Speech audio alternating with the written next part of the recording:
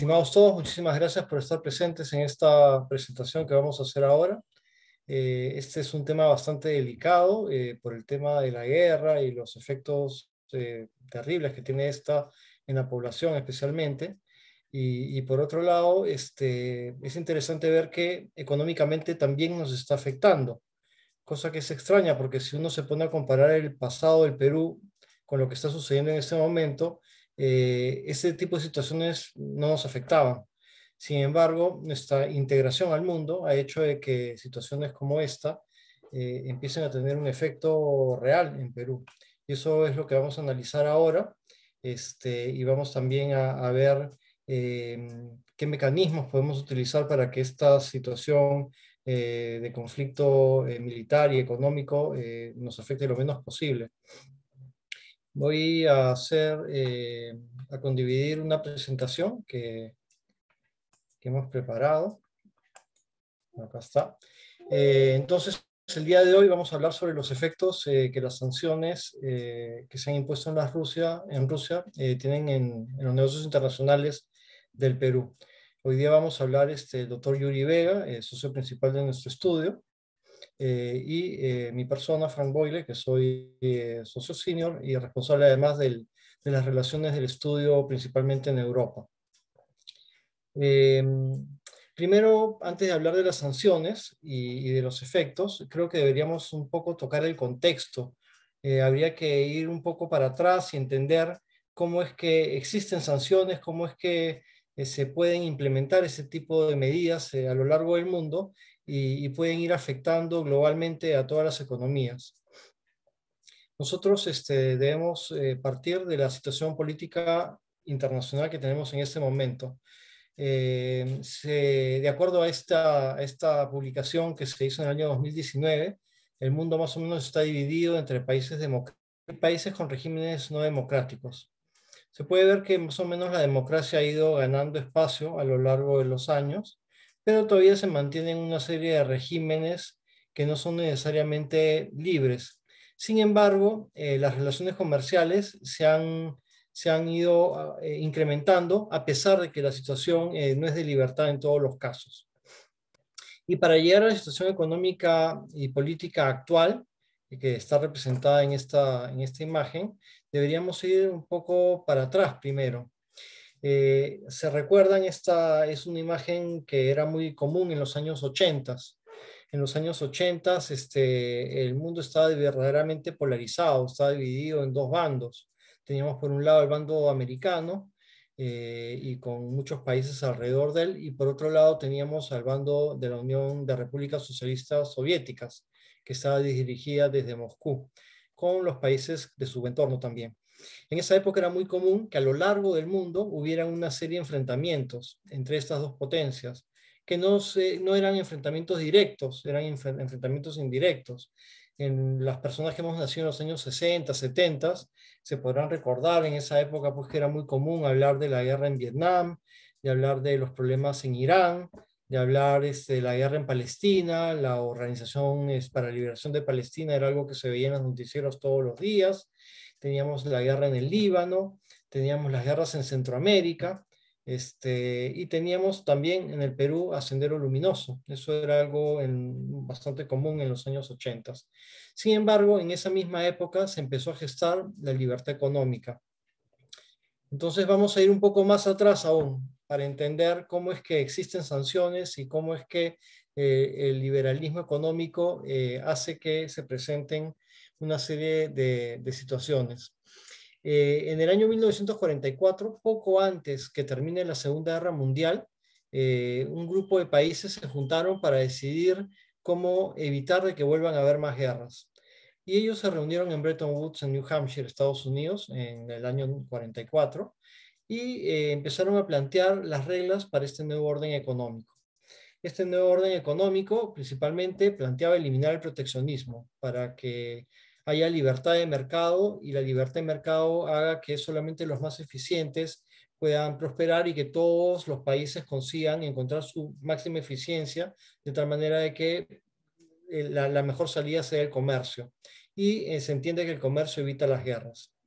Esto significaba también eliminar barreras al comercio, En ese momento se decidió convertir al dólar en una moneda de referencia, pero esto duró unos poco más de 25 años porque para el año 71 esto ya era insostenible y el dólar dejó de ser la moneda de referencia formal, aunque de manera informal aún sigue siendo utilizada. En esa misma época se creó el Banco Mundial, se creó el Fondo Monetario Internacional y una organización que tuvo poca vida, que fue la Organización Internacional del Comercio. Al mismo tiempo que se gestaba este nuevo orden económico mundial, terminada la Segunda Guerra Mundial, Estados Unidos se da cuenta que Europa estaba destruida. Y para poder comerciar y negociar y tener socios, es necesario que estos socios existan y tengan una buena prestancia. Por esta razón, Estados Unidos decidió implementar el Plan Marshall. El Plan Marshall era una iniciativa para la reconstrucción de Europa, pero Europa Occidental. Ellos hubieran querido también intervenir en otros países, en Europa del Este, pero lamentablemente Rusia lo impidió porque no quería perder su influencia en estos países. Este plan buscó modernizar la industria europea en libertad, evitando la propagación del comunismo. Entonces, en el año 44 se establecen las bases para un nuevo orden económico mundial. En el año 1947 se establece la Organización Internacional del Comercio, que tenía dos principios fundamentales. Uno era el trato nacional y el otro era la nación más favorecida.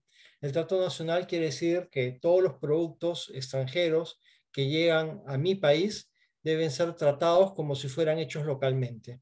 Es decir, que yo no puedo discriminar un producto extranjero para ser comercializado en mi país.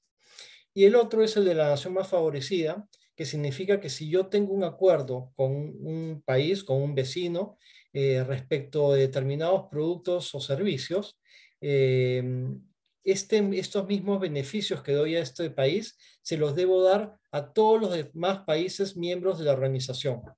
Es decir, de que no se puede discriminar, se deben dar estos beneficios de manera global a todos los miembros de la organización. Y esto era algo súper importante, pero lamentablemente en Estados Unidos no fue aprobado. No fue aprobado porque Estados Unidos en ese momento se dio cuenta que si aprobaban la existencia de la Organización Internacional del Comercio, iban a dejar parte de su autonomía y la iban a poner en manos de esta organización y por tanto no la aprobaron. Lo que sí se aprobó en esa época fue el GATT, el Acuerdo General sobre el Comercio y Aranceles. Este acuerdo funcionó como si fuera una organización y estuvo regulando las transacciones comerciales entre los países miembros de este acuerdo. Este acuerdo, interesantemente, se negoció en La Habana, en Cuba, país que poco después se convirtió en un país que ya no apreciaba la libertad comercial y económica. En este momento también se fijaron las reglas básicas para el libre comercio futuro. Y un problema que tenía este acuerdo es que no había un mecanismo para resolver las diferencias y hacer cumplir. Porque claro, si yo tengo un acuerdo en el cual se establecen cuáles son las condiciones para comerciar entre varios países y de repente alguno de ellos falla, si no hay un mecanismo para forzar a este país, entonces como que ese tratado pierde un poco de fuerza, ¿no? Y así es como vivíamos desde la época de los años 50 hasta los 80. Vivíamos en un mundo dividido en dos bloques, tal y como lo vimos al principio. Teníamos entonces el mundo democrático, en libertad, y el mundo comunista que estaba, digamos, apoyado por la Unión Soviética. Entonces, en los años 80 se dan cuenta que la economía mundial necesita reforzarse. Y una cosa que se hace en ese momento es empezar una ronda de negociaciones súper importante, en la que el Perú desde luego fue parte. Fueron cerca de 120 países que se pusieron a negociar por 6 años, desde 1986 hasta 1994. Negociaron las nuevas condiciones para la creación de la Organización Mundial del Comercio. Esto finalmente se culminó en Marrakech en el año 94 y a partir del 1 de enero del 95 empezó a funcionar la Organización Mundial del Comercio con nuevas reglas y además con esta posibilidad que les comenté antes, que era obligar a los países que no estaban cumpliendo con sus obligaciones a cumplir con estas. La idea de la OMC es que existan mecanismos para que los acuerdos y decisiones puedan ser implementados en beneficio del libre comercio. El libre comercio es la parte más importante de la OMC. Se amplían además las materias para intercambio comercial. Hasta el GATT, lo único que estaba planteado era el tema de bienes. Sin embargo, con la Organización Mundial del Comercio se incluyeron también servicios, propiedad intelectual y muchas otras materias más del comercio. ¿Quién estaba en la OMC en el año 1995? Esto es una cosa interesante. Fueron 124 países los que dieron la vida a la OMC en el año 94 y empezaron a funcionar buscando liberalizar el comercio en el año 95. Una cosa súper interesante es que el Perú estaba justamente en ese momento liberalizando su economía. Si ustedes recuerdan, en los años 80 vivíamos en una situación económica complicada, teníamos además el tema del terrorismo. A partir del año 90, nuestra economía se abrió unilateralmente y a partir del año 94 empezó a aprovechar los beneficios del libre comercio que se establecieron en la Organización Mundial del Comercio. ¿Quiénes no estaban en el año 95 cuando empieza la OMC? No estaba la China. China recién fue admitida en la OMC en diciembre del 2001. No estaba Ucrania, que recién fue admitida en el año 2008. Y no estaba Rusia, que fue admitida recién en el año 2012. Todos estos países que eran de la órbita comunista, digamos, vieron que la liberalización económica era súper importante para tener la posibilidad de seguir existiendo y seguir adelante y poder comerciar con el resto de países del mundo. En la medida que yo no era miembro de la OMC, no tenía derecho, mis productos no tenían derecho y servicios no tenían derecho a acceder a otros mercados con las ventajas que tenían otros países. Eso hacía que mis productos perdieran competitividad y por tanto yo estuviera relegado en el comercio internacional. Por esta razón, estos países buscaron, negociaron y se esforzaron por ser miembros de la OMC. Tuvieron que dar muchas concesiones para ser miembros de la OMC. La OMC ahora tiene muchísimos más países, si no me equivoco, estamos ya sobre los 186. Hay pocos países que no son miembros de la OMC, entre ellos tenemos a Bielorrusia, que justo está involucrada en el conflicto entre Ucrania y Rusia también. No están Turkmenistán, Uzbekistán, Argelia, Libia, Etiopía, Irak. Digamos, son países que normalmente no tienen una trascendencia comercial importante, ¿no? Ahora vamos a pasar a ver cuáles son las relaciones comerciales que tiene el Perú con Rusia, para ver cómo nos afecta a nosotros directamente las potenciales sanciones que se están imponiendo debido a al conflicto que se ha suscitado entre Rusia y Ucrania. La balanza comercial del 2017 al 2021, esto lo tomé de una presentación hecha por Ana Vera del Ministerio de Comercio Exterior y Turismo, donde explica claramente cuál es la tendencia del comercio entre Perú y Rusia. Acá se puede ver que el balance comercial entre Perú y Rusia está a favor definitivamente de Rusia. Ellos exportan hacia Perú más de lo que nosotros exportamos. Sin embargo, estamos hablando de que hay un monto relativamente importante. En el año 2021, nosotros hemos importado por 545 millones, mientras que hemos exportado por 195 millones. Esto quiere decir que todas aquellas empresas peruanas que están exportando a Rusia podrían verse complicadas con las sanciones que más adelante vamos a ver. Y de la misma manera, los productos que son importados desde Rusia también pudieran estar complicados por esta situación. ¿Qué cosa es lo que se importa principalmente de Rusia? Desde Rusia se importan principalmente abonos, explosivos, 61% del total. Esto quiere decir que nuestra agricultura se podría ver afectada porque estamos hablando que la importación de abonos desde Rusia es importante. También se importan algunos productos siderúrgicos, metalmecánica y papeles.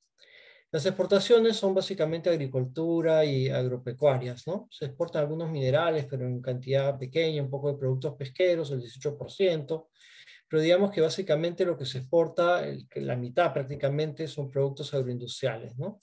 Y entre estos productos destaca la fruta. Entonces, los exportadores agroindustriales tienen que estar atentos en sus negocios con Rusia en este momento. ¿Cuáles son las relaciones comerciales entre Perú y Ucrania? De la misma presentación también obtuve esta información. Las relaciones comerciales entre Perú y Ucrania son bastante limitadas, eh, son bastante pequeñas si las comparamos con Rusia. Nosotros exportamos bastante poco hacia Rusia, hacia Ucrania. No he tomado esta información porque no era importante. Importamos, sí, 139 millones, donde se presentan principalmente productos siderúrgicos y metálicos. Se importan también algunos productos metalmecánicos, algo agropecuario, químicos y papeles, pero digamos que es bastante limitado.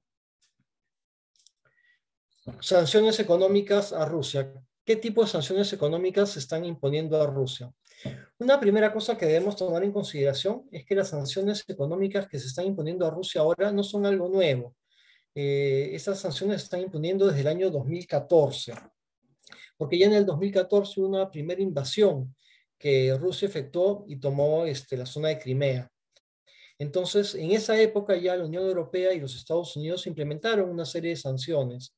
Sin embargo, estas sanciones no eran tan importantes ni le prestaban tanta atención, porque tanto es así que hemos visto que el Perú y muchos otros países, incluyendo Europa y Estados Unidos, desde luego, han seguido importando y negociando con Rusia sin ningún inconveniente.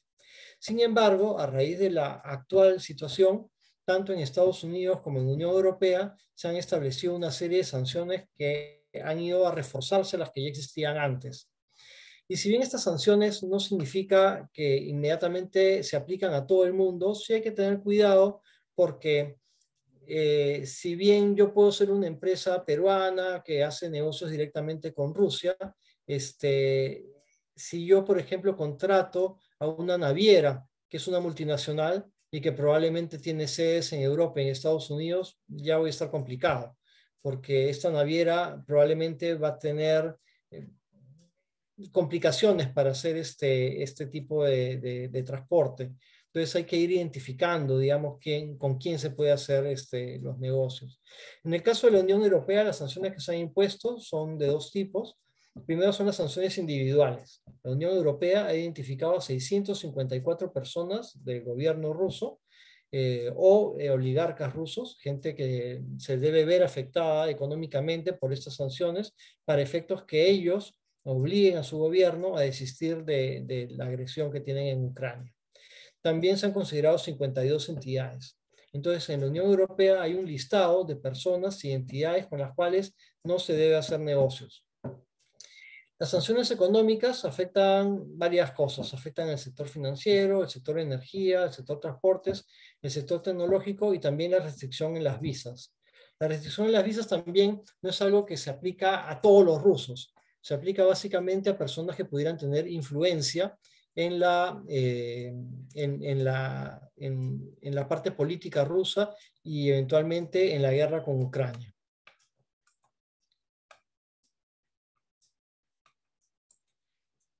Entonces, el ruso común no está impedido de ir y pedir una visa. El problema es que si consigue una visa, igual va a ser difícil salir de Rusia porque no hay vuelos, por lo menos de Rusia a la Unión Europea en ese momento no hay vuelos.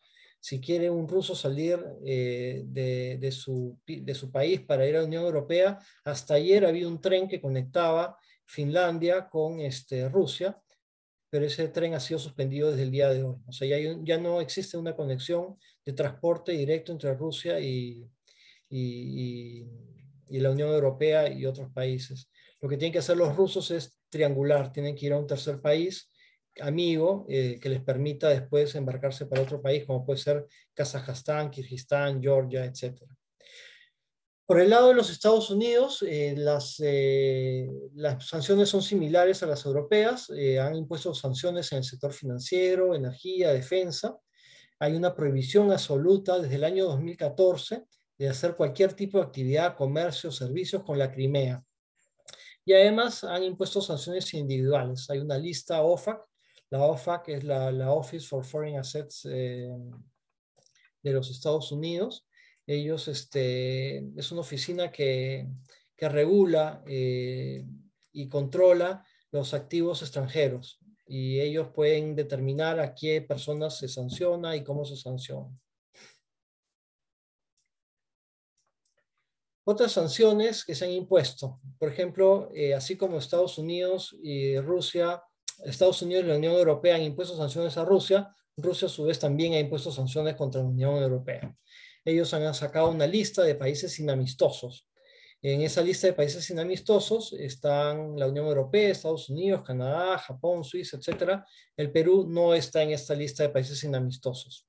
¿Qué quiere decir estar en la lista de países inamistosos? Por ejemplo, Rusia acaba de autorizar a todas las empresas y bancos que trabajan con países en la lista de países inamistosos a hacer su pago, a hacer pagos únicamente en rublos. Y de tal manera de que los obligan a utilizar la moneda local y no pueden utilizar ninguna otra moneda para hacer ningún otro tipo de pago. Y obviamente el tipo de cambio de los rublos con otras monedas lo decide Rusia. Así que esa es la primera sanción que ellos han buscado imponer. Nosotros, como Perú, no estamos en esta lista. Otro tipo de medidas está en el marco de la OMC. Han suspendido o están buscando suspender a Rusia. En realidad, este es un mecanismo que existe en la OMC y que no tiene un método específico. Normalmente cuando un país impone una medida de este tipo, simplemente notifica a la OMC que ha impuesto la medida y si el país afectado se siente que lo están afectando indebidamente, puede iniciar un caso en la OMC. En este caso, lo que estos países, que son Estados Unidos, Canadá, Reino Unido, Unión Europea y Japón, han decidido es suspender el MFN, que es el Most Favored Nation, que es la nación más favorecida, en el cual Rusia tenía derecho a acceder al resto de países miembros de la OMC con sus productos a las mismas condiciones que cualquier otro país en el mundo. Sin embargo, a partir de este momento, ellos tienen este derecho suspendido y todos estos países pueden imponerle los aranceles que ellos estimen convenientes. Por ejemplo, en Estados Unidos ya se han impuesto aranceles altísimos al caso del vodka y el caviar, lo cual aparentemente afecta mucho en Rusia. Entonces, como había explicado antes, en el Perú no estamos en la lista de países inamistosos de Rusia. No hay una provisión específica de llevar adelante relaciones comerciales con Rusia, pero obviamente tenemos que tener cuidado, porque no sé si ustedes recuerdan que, por ejemplo, Cuba tiene un sistema de sanciones que le ha impuesto los Estados Unidos. Y es un sistema de sanciones que tiene más de 50 años. En el momento que nosotros, como Perú, que deseamos hacer un negocio con Cuba y queremos hacer un pago, tenemos que tener mucho cuidado de que ese pago no transite a través de la banca americana, porque como transite por la banca americana, ese dinero va a ser retenido, va a ser embargado hasta el día que Estados Unidos decida levantar ese embargo. Entonces, en ese momento no existe esa prohibición, pero si nosotros empezamos a utilizar mecanismos con prestadores de servicios, como pueden ser navieras, bancos, etcétera, que están afectados por el listado impuesto por los Estados Unidos, podríamos estar complicando nuestra situación. El objetivo de todo esto, digamos, no hay un impedimento objetivo para comerciar con Ucrania, pero subjetivamente hay que tener mucho cuidado cómo se debe hacer. Hay que evitar, además, también utilizar cualquier bien que pueda ser utilizado para prorrogar la guerra y el conflicto, ¿no? Son las multinacionales, como explicaba antes, las que están mayormente expuestas a sanciones y por tanto, cuando trabajemos con ellas para que nos presten servicios, debemos estar muy atentos. Hay que identificar quiénes son los servidores que nos permiten de manera segura completar el negocio específico. Hay mecanismos, por ejemplo, a través de terceros países, como puede ser Georgia, Kazajstán, Kirguistán, con los cuales Rusia sí puede comerciar sin ningún inconveniente. Entonces, se podría triangular a través de ellos. En el caso de los negocios con Rusia, no existe un mecanismo que sea igual para todos, no existe una fórmula secreta única, sino que en cada caso, en cada negocio específico hay que analizar cuál es la mejor salida para no tener inconvenientes y sacar el negocio adelante. Para ello también contamos con abogados en Rusia que nos pueden colaborar con esto, pueden apoyarnos con esto en identificar cuáles son los mejores mecanismos para que las sanciones que se están imponiendo en Rusia no nos vayan a afectar. de manera mayor a lo que ya nos están afectando. Esto es la parte de mi presentación. A continuación veremos qué cosas suceden en el caso de fuerza mayor, las obligaciones contractuales, en donde Yuri nos hará su explicación. Muchas gracias por mi parte. Después quedaré a disposición para las preguntas que pudieran tener ustedes. Muchas gracias, Frank. A ver, yo tengo una presentación en realidad muy corta y muy directa porque partimos de la idea que todavía no estamos sufriendo, entre comillas, las mismas consecuencias que otros países. Sin embargo, no deja de ser cierto que hay algunos productos que son provenientes de Rusia y que ya están sintiendo algún tipo de resentimiento en cuanto a su exportación hacia el Perú. Y viceversa, ya se comienza a preocupar el empresariado peruano de cómo podría eventualmente afectarse eh, todo este sistema de comercio con Rusia, en la medida que, por ejemplo, se utilicen pagos a través del sistema financiero que pasen por algún banco que esté dentro de las jurisdicciones que han impuesto restricciones y que han excluido a Rusia del sistema SWIFT en el sistema financiero internacional. Y entonces esto nos comienza a generar una serie de dudas, de preguntas. Ya inclusive en los últimos días hemos comenzado a recibir algún nivel de inquietud y preguntas de algunos de nuestros clientes con relación a si hay sanciones. Dos, ¿qué pasa con el comercio que hay directamente con empresas rusas, ya sea para importaciones o para exportaciones?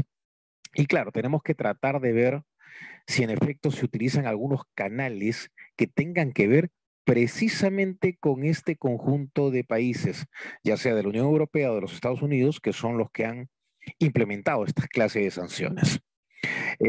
Y segundo, hay que ver también cuál es el efecto que pueden tener estas sanciones sobre las empresas multinacionales que realizan negocios desde el Perú, por ejemplo, con algunas empresas que están alojadas o ubicadas en la Federación Rusa.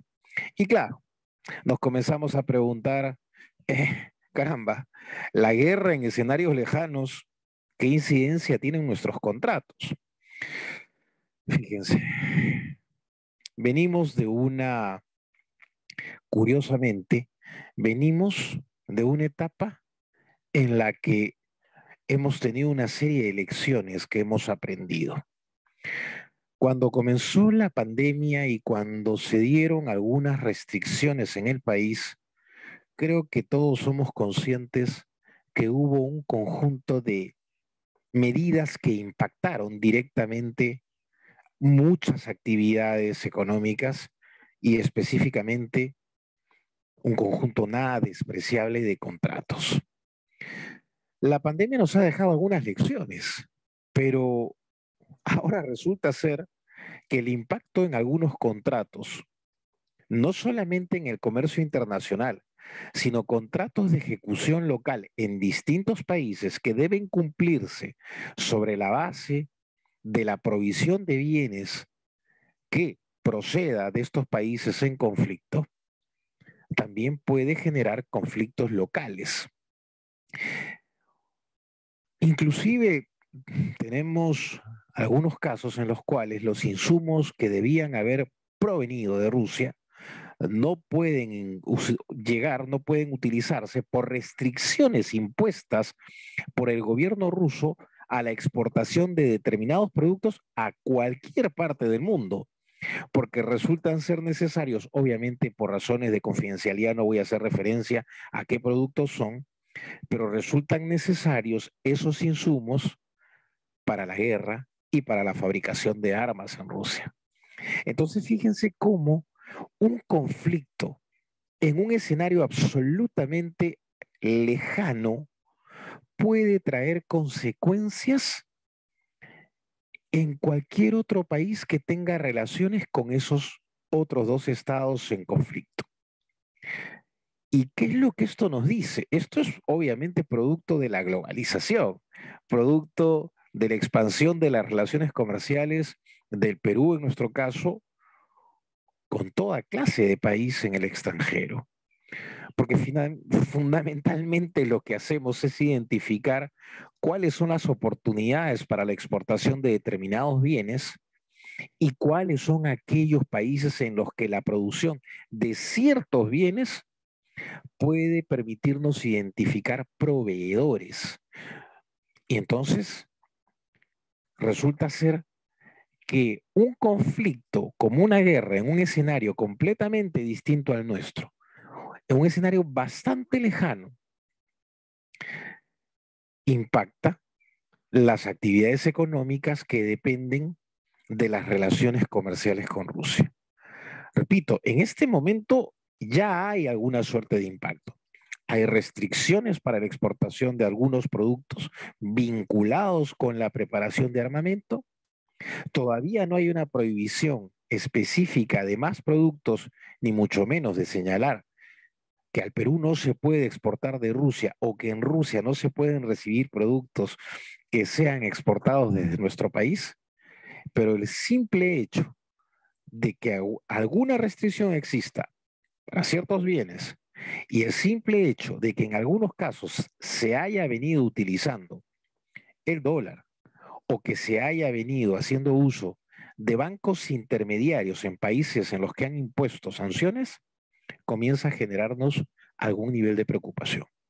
Y claro, nuevamente regresamos a lo que se dice ahí en la lámina, al fantasma de causas ajenas que impactan los contratos para los cuales las partes ni siquiera han pensado en la probabilidad hace algunos meses de que se produjese la invasión de Ucrania por parte de Rusia y que esto comience a tener efectos directos o indirectos sobre acuerdos comerciales que tenemos firmados con países como los que están en conflicto o con otras partes de nuestro medio o de otros estados, pero que dependen de los insumos o de la provisión de aquellos bienes que teníamos identificados en Rusia o en Ucrania. Entonces, este fantasma nos plantea nuevamente otras lecciones que tenemos que aprender sobre esta imposibilidad que tenemos muchas veces de poder anticipar y prever qué hechos, qué causas ajenas a la esfera del control de los contratantes de las partes pueden tener algún nivel de incidencia y puedan ralentizar el desarrollo del contrato, impedir que se cumplan los términos previstos, ya sea de manera temporal o definitiva, y ver qué soluciones podemos buscar. Me preguntaba, a raíz de esta intervención que fue promovida por el estudio, caramba, tenemos que discutir nuevamente, como lo hemos hecho en la pandemia, de que vamos a enfrentar estos hechos que usualmente denominamos fuerza mayor. Recordemos que con la cuarentena que ha habido en el año 2021 y alguna, perdón, 2020 y alguna corta en el 2021, muchos contratos fueron impactados. Y en la ley o en derecho, para ser más exacto, tradicionalmente se distinguía entre la fuerza mayor y el caso fortuito. El caso fortuito, un hecho que se atribuye a la naturaleza en la que el hombre no tiene mayor participación, y la fuerza mayor, como su nombre le indica, la imposición de un mandato, de una orden que no tiene la posibilidad de ser resistida, porque tiene mayor fortaleza, mayor potencia que lo que puedan hacer los contratantes para poder cumplir con sus obligaciones. Y siempre, a pesar de que los efectos de un caso fortuito o de un evento de fuerza mayor son exactamente los mismos a nivel legal, siempre vio esta diferencia. Los eventos de fuerza mayor provienen de los actos del gobierno o de los hechos del príncipe, como se ha dicho tradicionalmente. Pero claro, nos preguntábamos, a ver, esto no es un caso fortuito, esto no es un hecho de la naturaleza, esto no es una inundación, esto no es una tormenta que ha causado daños en los sembríos de este país con el cual tenemos ciertas relaciones comerciales y de ese proveedor cuyos sembríos han sido afectados. No, no, no. Este es un asunto de naturaleza geopolítica, pero que hay algo más. Las sanciones que han sido impuestas hacia Rusia y desde Rusia son impuestas por autoridades que no tienen ningún tipo de soberanía o de injerencia en la soberanía de un país como el nuestro. Y entonces nos comenzamos a preguntar, caramba, ¿son autoridad? Sí, algunos son inclusive organismos internacionales, pero en principio han sido los estados de la Unión Europea y los Estados Unidos de América, que no son gobernantes nuestros, quienes han decidido estas sanciones. Y bueno, Rusia ha contestado, imponiendo algunas otras que todavía no nos alcanza. Y claro, uno siempre dice, caramba, si el acto de la autoridad, de mi autoridad, es fuerza mayor, ¿cómo denomino este hecho? Y fíjense que estaba tratando de ver qué pasa en el comercio internacional, a tal extremo que, por ejemplo, la Convención sobre compra-venta de mercaderías, la Convención Internacional, eh, promovida por un citral, cuando se refiere a causas ajenas a las partes que impiden que los contratos puedan cumplirse, no alude a la idea de fuerza mayor, dice exoneración. Exoneración de responsabilidad, porque es un poco la idea. Buscar cuando se presentan estos inconvenientes si existe fundamento suficiente como para decirle a la contraparte, no puedo cumplir, temporal o definitivamente, y demostrar que además es una causa ajena a mi voluntad, que no he incurrido en ninguna suerte de falta de diligencia, negligencia o propósito deliberado de no querer cumplir con los compromisos asumidos. Y claro, caramba, si un instrumento tan importante como la Convención de Viena no identifica estos casos como fuerza mayor, habría que preguntarse, ¿y por qué no lo denominó así? Porque claro, acuérdense que la Convención de Viena se aplica entre estados contratantes por operaciones de comercio internacional. Y entonces es claro que no pueden estar involucradas en la definición de lo que es fuerza mayor, lo que es la decisión de la autoridad de un país frente a otro. Por eso se alude a exoneración. Pero claro, si recurrimos a un instrumento un poco más moderno, sin perjuicio de que la Convención de Viena siempre está en constante revisión y modificación cuando es necesaria, eh, y recurrimos, por ejemplo, a los principios de los contratos internacionales de esta institución tan famosa, UNIDROIT, que se consideran en en el negocio del comercio internacional una suerte de lex mercatoria y que la aplica con suma frecuencia a la Corte Internacional de Arbitraje porque tiene principios de contratación que han sido compatibilizados entre el área anglosajona y el área no anglosajona para que sean principios universales. Estas reglas que son soft law no tienen sanción estatal, pero se aplican porque son usos recogidos o son principios comunes que se tratan de recoger para el comercio internacional. Estas reglas se aluden a las causas ajenas a las partes como un supuesto de fuerza mayor. Entonces, parecería ser,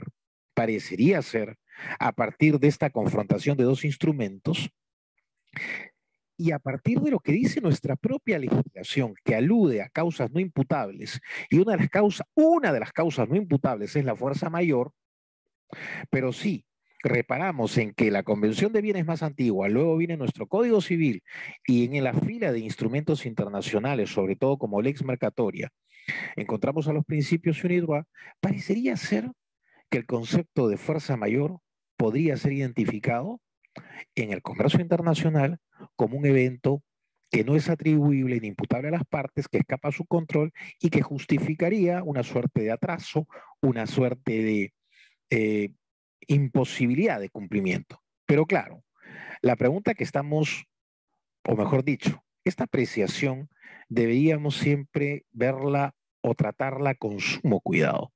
No todos los contratos van a tener una misma respuesta cuando se comiencen a sufrir estas restricciones o estas limitaciones.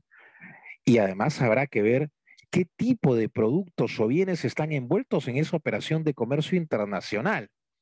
Porque claro, si se trata de bienes que solamente se pueden conseguir con determinadas características en un mercado o de un proveedor, o en el contrato se ha señalado que para la producción de algún otro bien se utilizarán ciertos insumos que provienen de tal país, entonces las cosas ahí sí se complican, ¿no es cierto? Porque si no tenemos acceso temporal o si hay problemas en el manejo del flujo de los fondos que se deben utilizar para pagar estas operaciones de comercio internacional, entonces allí, si son bienes de procedencia exclusiva, las cosas son complicadas. Pero si por el contrario nos encontramos ante la posibilidad de buscar alternativas, no deja de ser importante que el impedimento transitorio justifique el atraso y se busque una alternativa. Pero hay que mirar también, para efectos de adoptar una decisión razonable y justa en cada caso, si el buscar una alternativa, además, supone la asunción de un mayor costo. O sea, si no puedo utilizar, como decía Frank en su extraordinaria intervención, si aquellos países que comercializaban con Rusia hoy en día no pueden hacerlo, pero pueden hacer que esos bienes sean exportados a Kazajistán o a Turquía, bueno, no, Turquía no, o a algún otro país con el cual Rusia no tiene impedimento de hacer comercio exterior, y luego no hay sanciones contra Kazajistán, por ejemplo, y puedo importar esos bienes desde allá para cumplir, por lo menos tardíamente, pero cumplir con mi contraparte, eso va a demandar un mayor coste. Eso va a exigir una mayor inversión. La pregunta que tendríamos que hacernos es si podemos o no trasladar esos costos a nuestra contraparte. Y yo creo que sí, porque tanto en el caso de los principios internacionales o de los contratos internacionales como en el caso de nuestra legislación, y yo diría que como principio contractual universal, cuando un contrato se vuelve más oneroso, en el área del cómo lo se aplica la figura del hardship o de la mayor dificultad, y en el área no anglosajona, a nivel mundial se habla de excesiva onerosidad, teoría de la imprevisión, eh, todas tienen que ver con las dificultades y la asunción de un sacrificio mayor al previsto inicialmente al celebrarse un contrato. Porque recordemos que al final los contratos son instrumentos de medición de costes, de utilidad, pero también de riesgos. Entonces, no necesariamente todas las partes estamos en condiciones de anticipar hechos y no necesariamente todas las partes tenemos que llegar a hacer sacrificios mayores al extremo que se vuelva profunda o notoriamente excesivo o costoso el buscar una alternativa frente a un escenario de restricción o de limitación.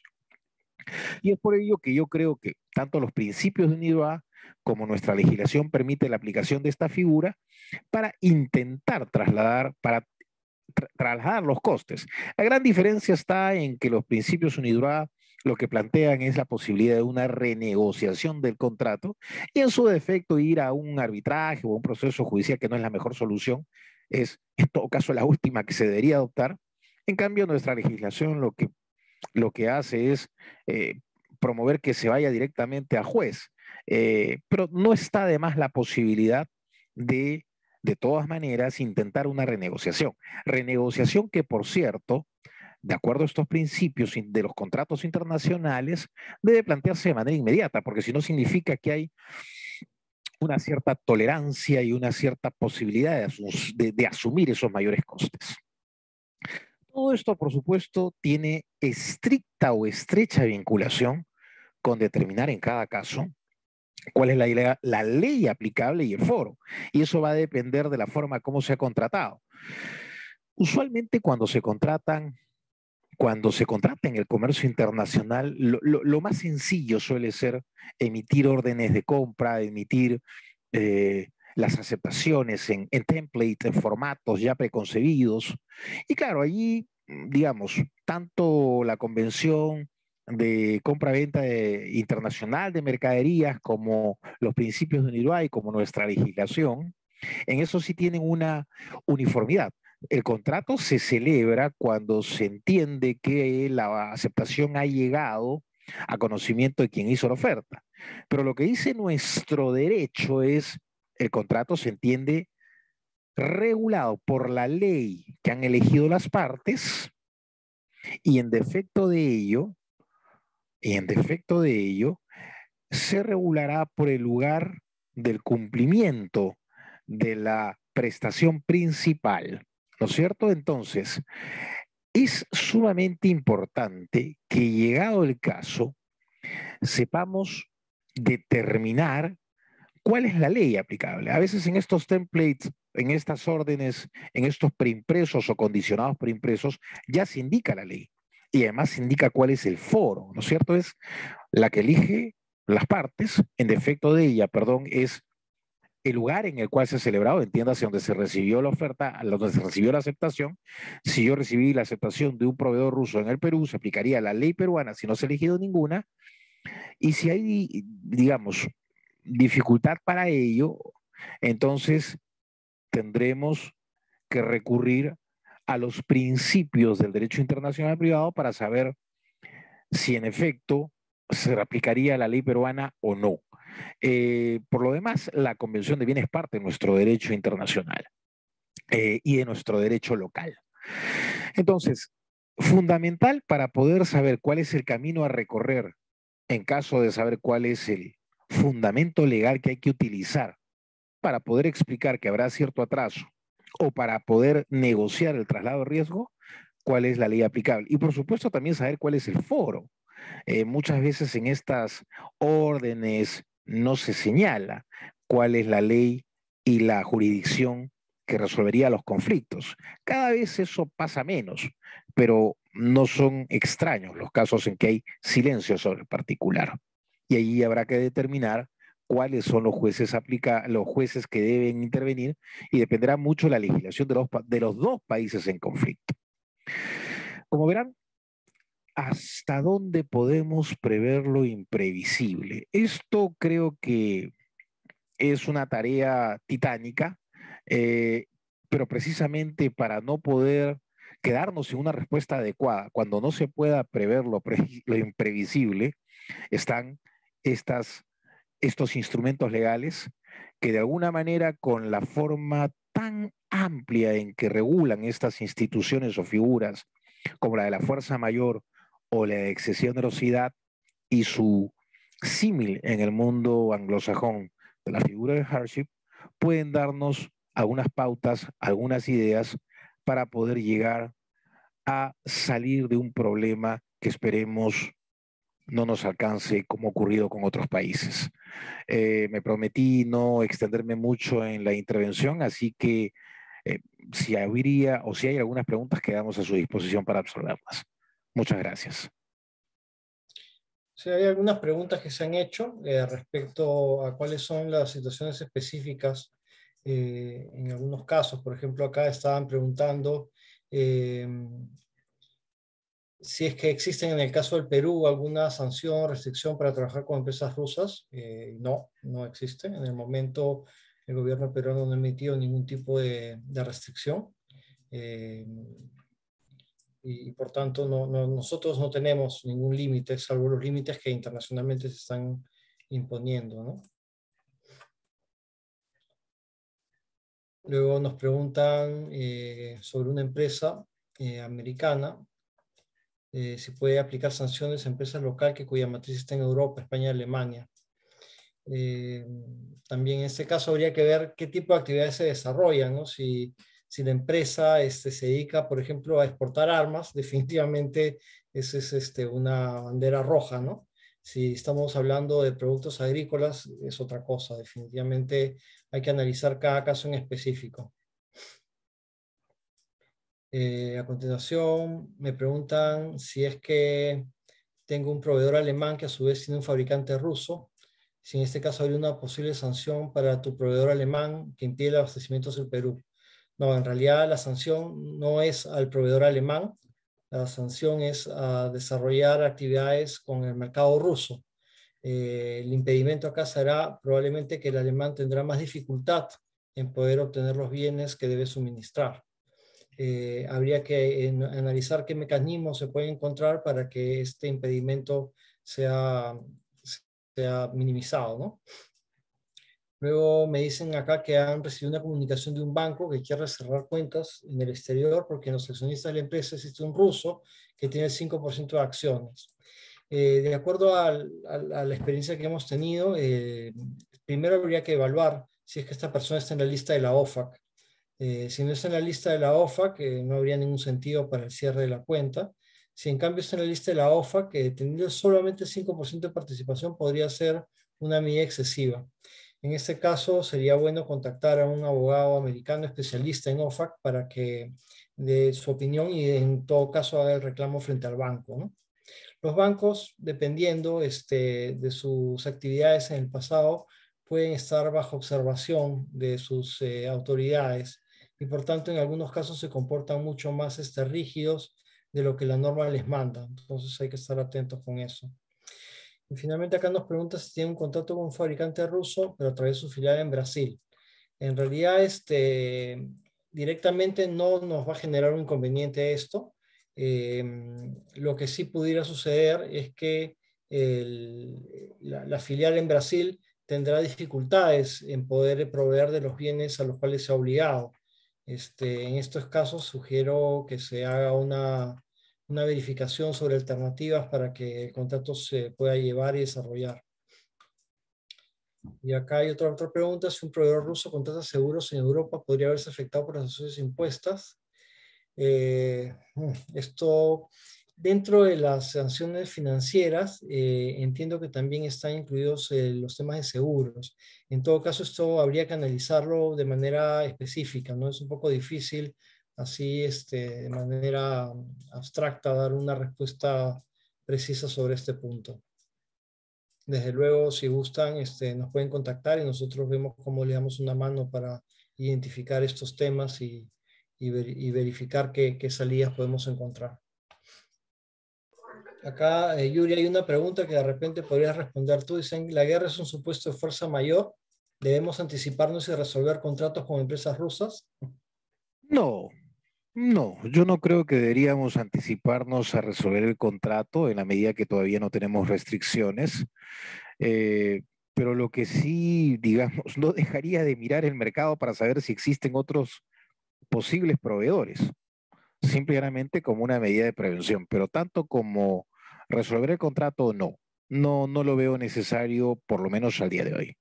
De hecho, justamente esto es lo que buscan las medidas que se están imponiendo, ¿no? Lo que buscan es que se afecte económicamente a Rusia, que se afecte a sus proveedores, que se afecte a sus negocios, de tal manera de que el gobierno ruso se vea obligado a suspender su agresión contra Ucrania, ¿no? Este es el objetivo final de las sanciones. Exactamente lo mismo ya ha pasado antiguamente en otros conflictos. Recuerdo muy claramente, en esa época no vivía acá, los conflictos que hubo en los años 90 a propósito de las sanciones y el bloqueo al Golfo Pérsico en los años 90. Y sí, yo viví en esa época en Italia y el gobierno italiano, como muchos países de la Unión Europea, en efecto, impuso sanciones, restricciones y comenzaron a llegar, yo en esa época, bueno, estaba en un plan entre asistiendo a un estudio de abogados y estudiando, y en efecto llegaba una multiplicidad impresionante de consultas de distinto tipo, pero que tenían que ver con contratos de construcción o contratos de asesoría técnica que se tenían que prestar en Irak. Entonces, sí, allí la presión hizo que muchas empresas tuvieran que resolver el contrato sobre la base de esta causal de fuerza mayor. Claro, la contraparte quiso solicitar una serie de indemnizaciones a aquellos contratistas que se retiraron o que ya no continuaron con los contratos, pero bueno, hay que medir el riesgo de si el gobierno de Irak o las empresas privadas que había en ese momento de Irak estaban en condiciones después de reclamar algo a quienes se tenían que abstener por mandato de su autoridad. Entonces, es una medición de riesgo también, el tomar una decisión de si me voy o no me voy. Y si resuelvo porque tengo temor, en realidad no es suficiente. Tiene que haber algo, un riesgo mayor inminente o ya el hecho tiene que estar consumado.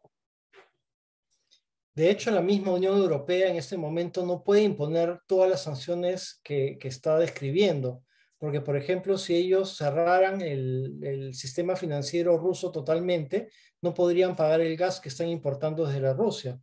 Y eso les haría un problema tremendo. O sea que todo con pinzas y cada tema hay que evaluarlo en específico, ¿no? Y completamente de acuerdo. Es lo mismo que nos pasó en la pandemia. No había una respuesta general para todo. Y acá también. Hay productos que son sumamente cotizados en Rusia. Habrá que ver si en algún momento hay alguna otra suerte de bloqueo, qué sé yo, por ejemplo, por especular, aguas marítimas y no se permita el acceso. Allí habrá que pensar las cosas de otra manera. En este momento, afortunadamente, no hay ese tipo de bloqueo. Creo que no hay más preguntas. No, al contrario, les agradecemos su presencia y muchas gracias, Frank, por tu valiosísima intervención y la experiencia que has tenido en analizar este tema. Les agradecemos también a los asistentes por haber participado y como ya saben, nuestra firma legal está a su disposición para poder resolver sus preguntas en este tema que es tan importante y que comienza a tomar mucha relevancia también para nuestro país. Así es los efectos de la globalización y somos parte de ella. Muchas Gracias a todos. gracias. Muchas gracias, Que estén Yuri. bien. Gracias a ti, Frank.